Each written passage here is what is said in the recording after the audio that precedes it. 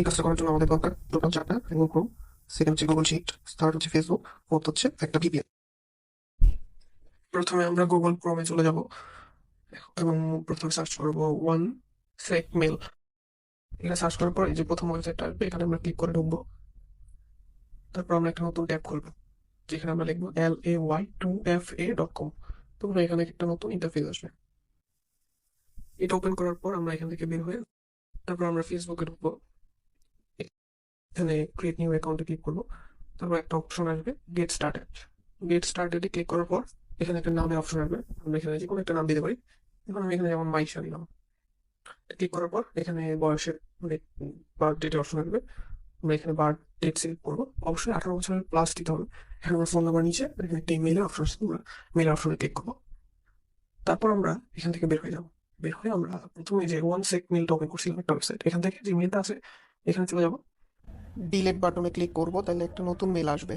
এখান থেকে আমরা প্রথমে এই যে একটা ইয়া দেওয়া আছে, এটা এখানে ক্লিক করলে আমরা এখানে ওয়ান সেক @1 সেক পাবো। ওখানে ক্লিক করবো, সিলেক্ট করে কপি অপশনে যাবো, কপিটা ক্লিক করবো।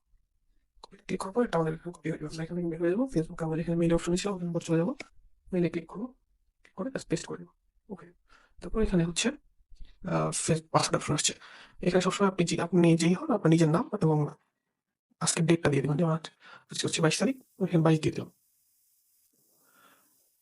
22টা নিয়ে তারপর আমরা এখান থেকে বের হয়ে আমাদের ভিপিএন ঢুকে যাবো। ভিপিএনটা ওপেন করবো। তারপর ভিপিএন ওপেন হওয়ার পর চালু হলে আমরা এখান থেকে বের হয়ে ওই যে পাসওয়ার্ড অপশন ছিল ওখানে পাসওয়ার্ডে ক্লিক করবো। অবশ্যই ভিপিএন চালু করে সরি ওকে থেকে। এখন আমাদের এখানে একটা কোড চাইবে। এই কোডের জন্য গুগল ক্রোমে ঢুকতে হবে। গুগল ক্রোমে ঢুকে কিছুক্ষণ ওয়েট করলে আমরা এখানে একটা কোড দেখতে পাবো। কোড আসতে মাঝে মাঝে সময় বেশিও লাগতে পারে, কিন্তু এটা কোনো টেনশনের বিষয় না, কোড চলে আসে বেশিরভাগ সময়। এখান থেকে কোডটা মনে রেখে আমাদের এই কোডটা ওই আগের ফেসবুকে বসাইতে হবে। তারপর ওকে ক্লিক করতে হবে। এরপর এখানে নর্মালি ফেসবুকের প্রোফাইল পিকচার অপশন আসে, অনেক সময় আসে অনেক সময় আসে না। যদি আসে তাহলে এখান থেকে আমরা ফেসবুকের প্রোফাইল পিকচার দিয়ে দেবো, যে কোনো একটা ছবি। আর যদি না আসে তাহলে আমরা পরের প্রোফাইল থেকেও দিতে পারি, এটা নিয়ে কোনো টেনশনের কিছু নাই। এরপর আমাদের সার্চ অপশনে যেতে হবে। আমি আপনাকে একটা কোড দিয়ে দেবো, এই কোডটা দিয়ে সার্চ করলে আপনি একটা ফেসবুক অ্যাকাউন্ট পেয়ে যাবেন। এই অ্যাকাউন্টে আপনি ওকে প্রথমে ফলো দিবেন, চেক করবেন ফলো হয়েছে কিনা। দেন নিউ যে ফলোয়ারগুলো আছে ফলোয়ার ক্লিক করলে যে ফলোয়ারগুলো দেখায় ওই ফলোয়ারগুলোতে অ্যাড ফ্রেন্ড দিতে থাকবে। আমাদের এখানে টোটাল 30টা ফ্রেন্ড বানাইতে হবে। আপনি জাস্ট 30টা ফ্রেন্ডের জন্য 40টা রিকোয়েস্ট দিলেই এবার 30টা ফ্রেন্ড হয়ে যায়। এরপর আমাদের এখান থেকে বের হয়ে 3 ডটে ঢুকে সেটিংসে যেতে হবে। সেটিংস থেকে এখানে পাসওয়ার্ড এন্ড সিকিউরিটিতে যেতে হবে। এখানে অথরাইজেশনের যে অপশনটা এখানে যেতে হবে। এখানে গেলে ঢুকলে আমরা একটা কপির অপশন পাবো। এইটা কপি করে আমাদের গুগল ক্রোমে যেতে হবে।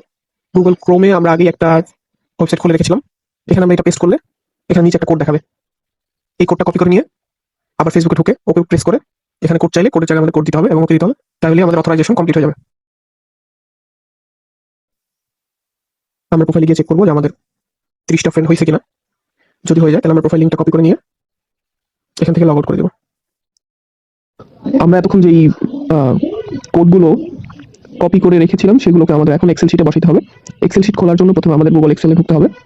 সেখান থেকে নিউ একটা গুগল এক্সেল শিট খুলে নিতে হবে। প্রথম ঘরে আমরা প্রোফাইলের যে লিঙ্কটা কপি করছিলাম সেই লিঙ্কটা রাখবো। তারপরের ঘরে ইমেল আইডিটা রাখবো, যেটা আমরা ওয়ান সেক মেল থেকে কপি করছিলাম। তারপরের ঘরে আমরা আমাদের যেই দিন সেই দিনের পাসওয়ার্ডটা রাখবো। তারপরের ঘরে হচ্ছে আমরা অথরাইজেশনের জন্য যে একটা কপি করছিলাম কপি কি, ওই কিটা হচ্ছে এখানে রাখতে হবে। এইটা রাখলেই আমাদের টোটাল কাজ শেষ।